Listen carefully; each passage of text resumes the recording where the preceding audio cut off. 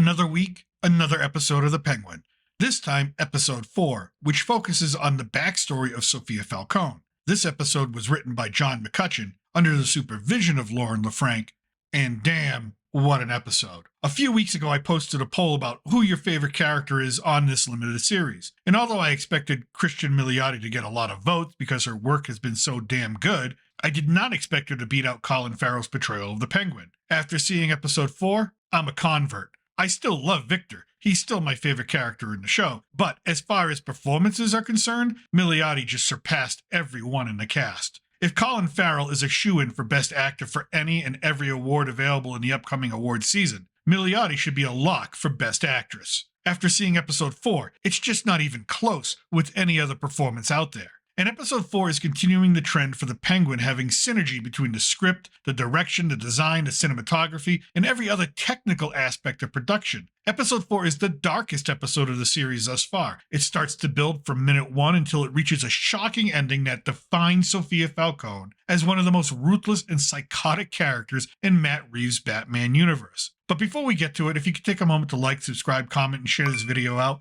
we really appreciate it. It helps out the channel each and every week. We pick up where episode 3 left off. Oz and Vic have abandoned Sofia and passes out in an alleyway, just as she's able to get a call to her therapist, Dr. Rush. The majority of the show is then shown as a flashback, about 10 years to be exact. Sofia starts out as a somewhat shy and somewhat reluctant ambassador of charity for the Falcone family, and Oz is her driver. Sofia is attending a luncheon for an organization that she supports that helps women with mental disorders, which is important to Sofia because her mother hung herself after battling depression. After the luncheon, Sofia is approached by Summer Gleason about a series of suicides, 7 women in total, all who worked at 44 Below, the exclusive club within the Iceberg Lounge. Because Summer Gleason is a reporter, Sofia refuses to talk to her. But the story about the women taking their own lives sticks with her as we see another flashback, this one to when Sofia, as a young girl, discovered her mother hanging in her bedroom. We then see Sofia sitting to have dinner with her father, Carmine,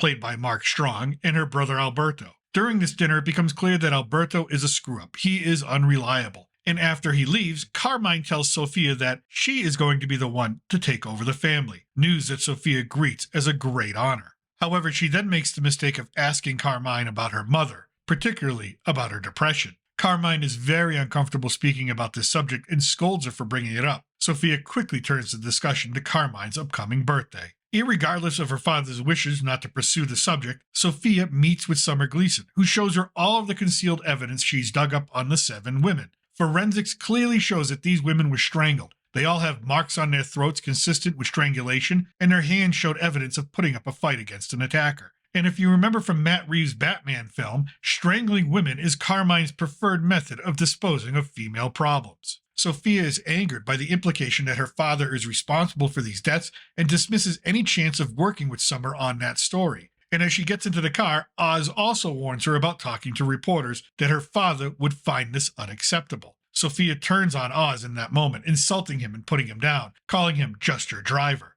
The next day, at Carmine's birthday party, Sofia is confronted by her father. Sofia realizes that Oz ratted her out. She then lies to her father and says she didn't talk to Summer at all. Carmine tells her that he knows about her meeting with Gleason and that now he's being looked at for murder because Summer has been working with the police all along. Sofia tells her father that she does not doubt him and admits to making a mistake, but then tells him that there must be an explanation, to which Carmine asks, an explanation about what? Sofia reminds him that he had scratches on his hands when they found her mother hanging all those years ago, but stopped short of accusing him of murder. Carmine tells her that she is confused, sick, and that she needs to leave before she makes a scene. As Oz drives Sofia away from the party, he tries to justify what he did, why he informed on her to her father, and in the end, he tells Sofia that he's just trying to protect the family. But before the conversation can go any further, the GCPD pull them over and command Sofia to step out of the car. She is being arrested for the murder of Summer Gleason, as well as the 7 women from the 44 Below. Panicked and terrified, she is placed in the back of a police car. While speaking with her lawyer, the newspapers have already begun to run stories about her, dubbing her the Hangman.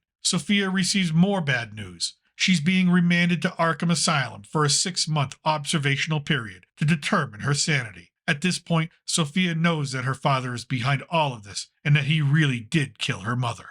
Now, I want to stop here and comment on the production of this episode for a moment. According to interviews with the crew, there was a lot of intentionality with how they lit the scenes from beginning to end, how they dressed Sofia, how they styled her hair, even her makeup choices. If you remember in the beginning, at the luncheon, there's a lot of light, golden, bright, innocent, and Sofia is dressed like a young woman, but not exactly elegant. Not horrible, but not elegant. And as her situation begins to unravel, you see darker and darker lit scenes. Her clothes are not always fitting, sometimes too constrained and at other times frumpy. And the same goes for her hair and makeup. There's no vibrancy to it, at times looking matted down. And again, this is all intentional on the part of the production. They're trying to mirror her mental state and her eventual evolution by the end of the episode. Just something to keep in mind. And besides Milioti's performance, what made me love this episode was this level of thought that went into each decision, so supportive of the overall narrative and so supportive of Sofia's overall story arc. It is a testament to how great entertainment is created.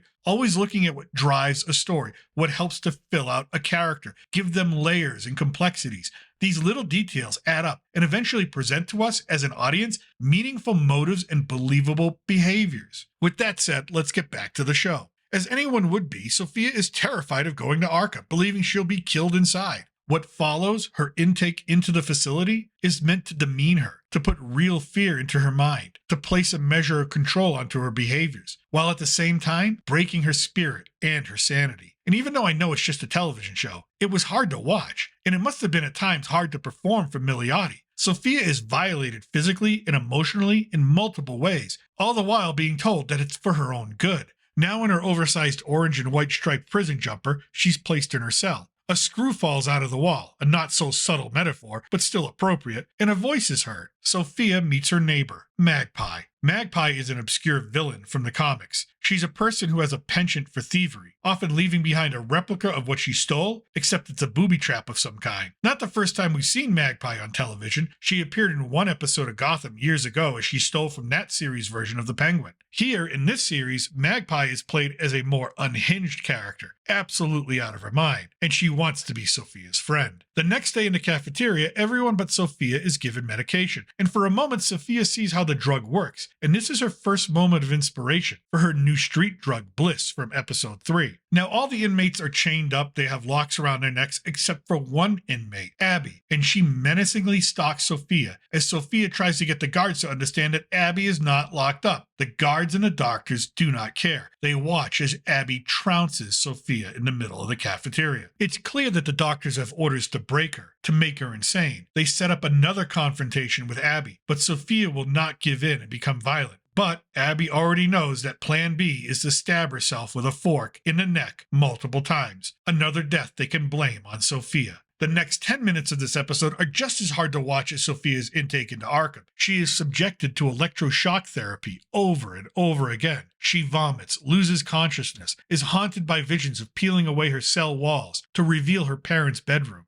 After this, Alberto finally gets a chance to visit her, but it's all bad news. The doctors are labeling her insane and unfit for trial. Therefore, there will be no trial. She will simply stay in Arkham for however long they deem necessary. Sofia is now the latest female victim of her father's. Unfortunately, the constant torture seems to have had an effect. Sofia has become paranoid. She is now prone to violence. She's a monster created. As she sits with Magpie once more, she begins to believe that Magpie was part of the whole plan. And then Sofia snaps and repeatedly bashes Magpie's head against the table before screaming at the doctors, "I told you I was fucking innocent." We are then brought back to current day. Sofia is waking up in the office of Dr. Rush, her therapist. She showers and changes into some of his clothes. Again, she is frumpy looking. She has not found herself yet. And notice the lack of makeup on her face. It is clean. This is by design. Sofia is emerging as her own, and she will now create the person she wants to be, as she declares, a fresh start. In this scene, there's a lot of romantic tension between the doctor and Sofia. It's never explicitly stated, but it is inferred, in that the doctor had feelings for Sofia even in Arkham, but the two never saw any of those feelings through. And if you think Sofia was unnerving in episodes 1, 2, or 3, this new Sofia, one that feels free and uninhibited, is twice as frightening. She leaves her therapist's office, and the next thing we see is a dinner in honor of Sofia's uncle Luca, as the family shows support for him in the ongoing conflict against the Maronis. In attendance at this same dinner is Gioviti, Sofia's young cousin,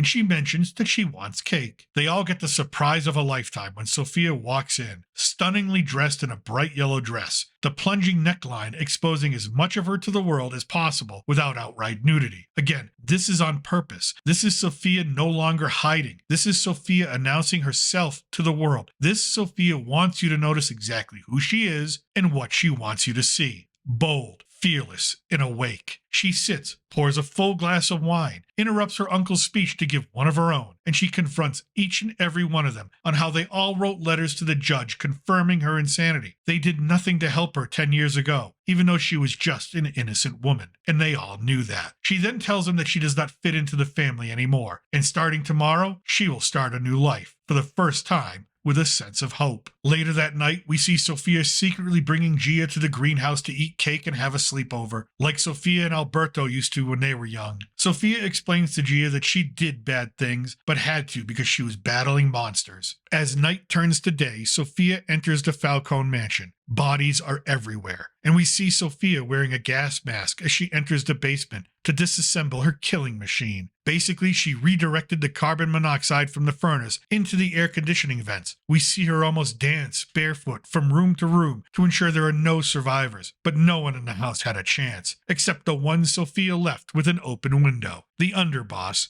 Johnny Vitti. And even though we are witnessing the aftermath of a mass murder, there's still a small part of us as an audience that feel good for Sofia. She is finally taking control of who she is and has exacted revenge on the people who tried to destroy her life. Now go ahead, call me immoral for loving how this episode ended, but I love how this episode ended. I didn't see it coming. I didn't see the episode ending in this way, and I think it sets up a great many conflicts for the future. You already have Oz versus Sofia. Now you have Oz versus the Maronis. You have Sofia versus the Maronis. There are so many ways in which this story can now turn, and with just 4 episodes left, I think we're in for one hell of a ride. And that's what I think. Let me know what you think in the comment section below. Were you cheering for Sofia, or do you see her as the ultimate villain? Lauren LaFranc, the head showrunner, calls Sofia the hero of the story. Do you agree with that? Also, if you want more movie and television show reviews, click on the thumbnails for my general movie review playlist and my retro movie review playlist. I thank you for watching as always. Remember, I'm still your reluctant gringo and from somewhere south of the border. Salud and al huevo.